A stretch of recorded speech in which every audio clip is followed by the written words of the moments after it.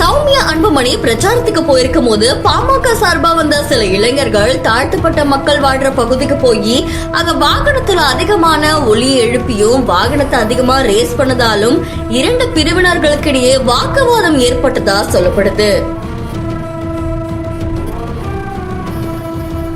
தேசிய ஜனநாயக கூட்டணி கட்சி சார்பில் பாமக வேட்பாளரா தர்மபுரி நாடாளுமன்ற தொகுதியில சௌமியா அன்புமணி அவர்கள் போட்டிடுறாங்க. இதுக்காக பிரச்சாரங்களை மேற்கொள்றதுக்காக போயிட்டு வராங்க. அப்போ அந்த இடத்துல பாமக சார்பா சில கட்சி தொண்டர்களும் இளைஞர்களும் அவங்க கூட பயணிக்கிறாங்க. அப்படி போகும்போது சில இளைஞர்கள் என்ன பண்ணிருக்காங்க அப்படின்னா, தாழ்த்தப்பட்ட வகுப்பை சார்ந்த மக்கள் வசிக்கிற பகுதியில இருக்கிற அம்பேத்கர் சிலைக்கு முன்னாடி போய் 20க்கும் மேற்பட்ட வாகனங்களை நிறுத்திட்டு அங்க அந்த இடத்துல அதிகமான ஒலியை எழுப்பியிருக்காங்க. அதுக்கப்புறமா வாகனத்தை அதிகமா ரேஸ் பண்ணிருக்காங்க. அது மட்டும் இல்லாம பாமக கட்சி கொடிகளை தூக்கி பிடிச்சு ஆரவாரம் மேற்கொண்டதா சொல்லப்படுது.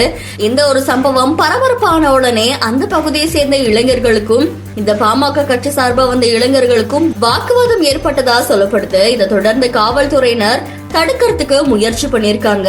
இந்த நிலையில இத பார்த்த முன்னாள் ஆரூர் சட்டமன்ற உறுப்பினர் இளைஞர்களை அமைதியான முறையில போக சொல்லிருக்காங்க. அது மட்டும் இல்லாம வாக்கு சேகரிக்க வேண்டிய இடத்துல வாக்கு சேகரிக்காம அவங்க அங்க இருந்து கலைஞ்சு போனதா சொல்லப்படுது. இந்த பரபரப்பு சம்பவத்துல பின்னாடி வந்த சௌமியா அன்புமணி அவர்கள் அங்க வாக்கு சேகரிக்காம அந்த இடத்துல இருந்து கிளம்புனதா சொல்லப்படுது. இதை தொடர்ந்து இந்த சம்பவம் சமூக வலைதளங்கள்ல பெரும் பரபரப்பையும் அதிர்ச்சியையும் ஏற்படுத்துறதா சொல்லப்படுது.